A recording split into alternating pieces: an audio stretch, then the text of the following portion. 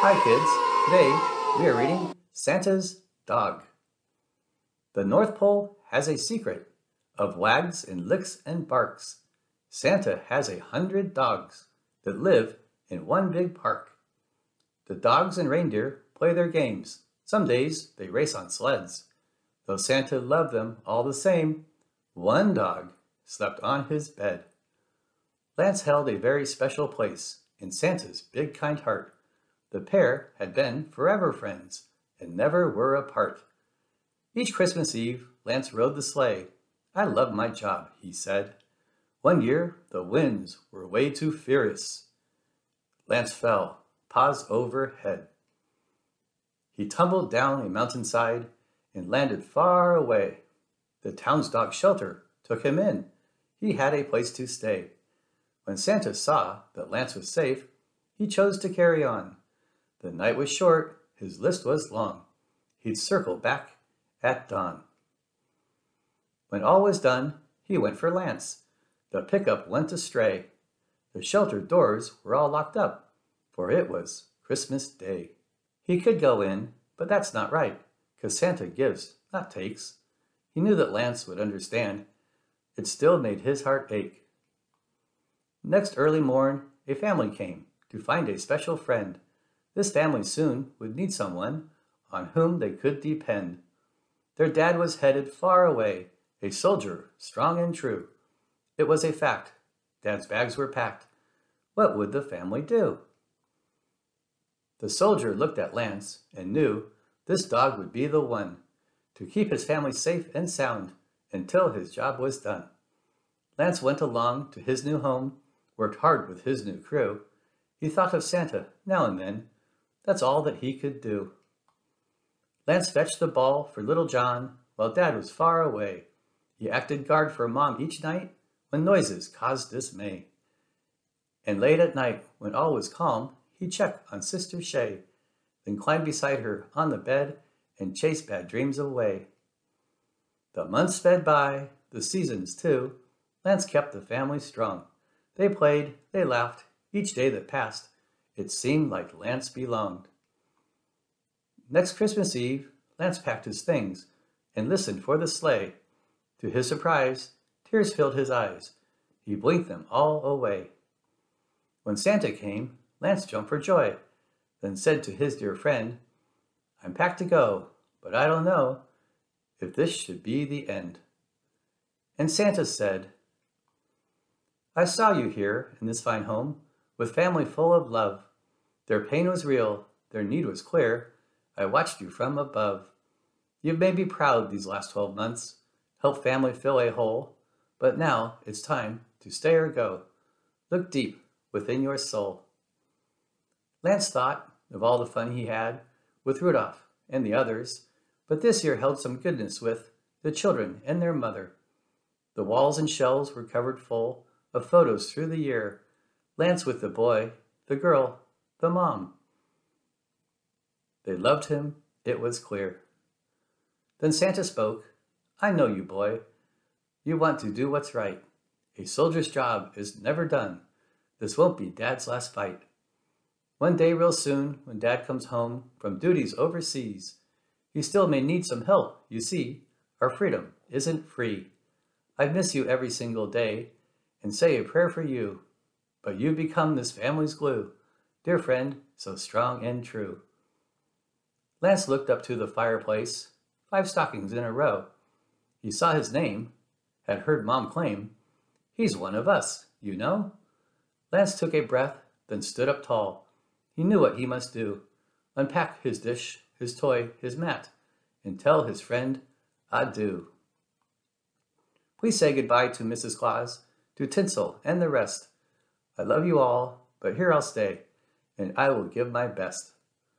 I'll wait for you each Christmas Eve beneath the lighted tree, but now I know my place is here with my new family. So Santa gave the greatest gift, his dog. Perhaps it's true that sheltered dogs are just like Lance, a special gift to you. The end. Thanks for reading with me. Please click the like button.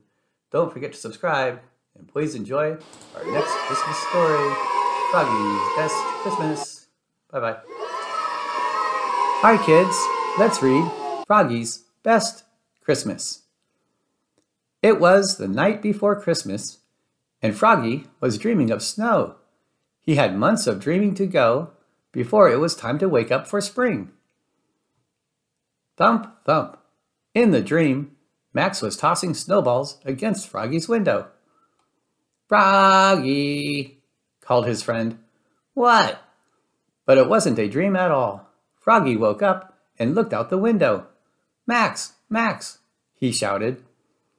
He hopped out of bed, flop, flop, flop, and opened the door. "Merry Christmas, Froggy," yelled Max, and gave him a present. "Wow," said Froggy, "this is my first Christmas present." "This is your first Christmas," said Max. "You always sleep through it." "I've heard about Christmas," said Froggy. "Now I can celebrate it. Yippee!" And Froggy went to look for a gift for Max. Flop, flop, flop. "I found the perfect one," he said. "What is it?" asked Max as he tore open the box. "My soccer ball, the one I kicked for a winning goal at City Cup." "Gee, thanks," said Max, juggling the ball on his knees. "Now, open your present." Froggy tore off the wrapping paper and opened the box. Inside, there was a drawing of a Christmas tree.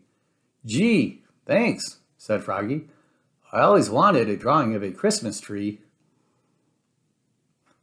"No, no," said Max. "I'm giving you a real Christmas tree." "Wow," said Froggy. "What a friend." "Christmas," Max said, "is about friends." "Yes," shouted Froggy. "Let's go find Matthew and Travis." And he rushed to his room to get dressed. Zoop, zip, zut, zut, zut. Zup, znap, zat, zwit, zoom. Then he flopped outside. Flop, flop, flop.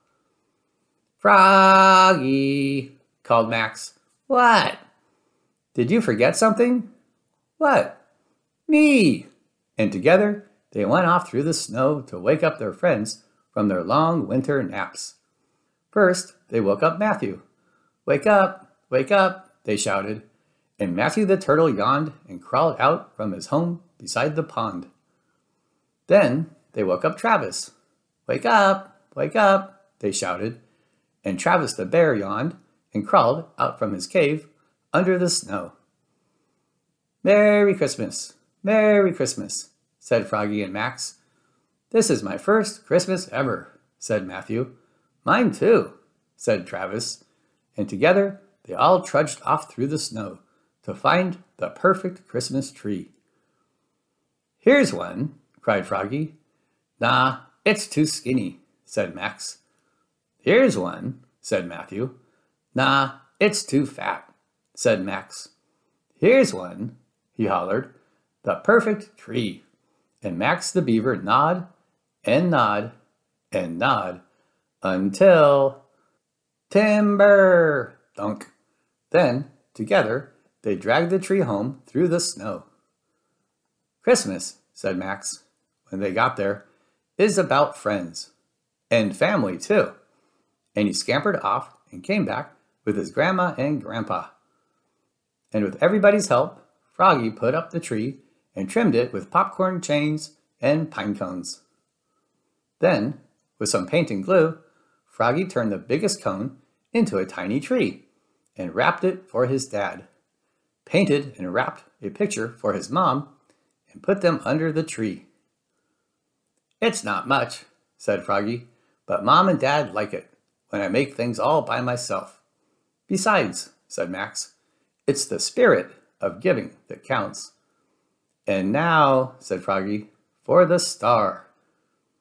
He made a star out of foil, then pushed a chair against the tree, and climbed, and reached, and stretched. "Timber!" shouted Max. "Thunk!" "Froggy!" yelled his mother and father. "What?" And in they came, their eyes as big as sugar plums. "Oops!" croaked Froggy, looking more red in the face than green. Merry Christmas. And it was a Merry Christmas. Together they opened presents. Rip, roasted chestnuts, crackle, sang carols, fa la la la, ate a feast, munch, crunch, munch, and had a snowball fight. Oof! This is my best Christmas ever, said Froggy. Ours too, said Matthew and Travis.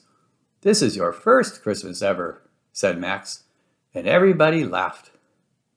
Merry Christmas to all, shouted Froggy, and his friends waved goodbye. And to all a good night, boomed Santa Owl. Ho, ho, ho. The end. Thanks for reading with me. Please click the like button. Don't forget to subscribe. And please enjoy our next Christmas story, Clifford's Christmas. Bye-bye.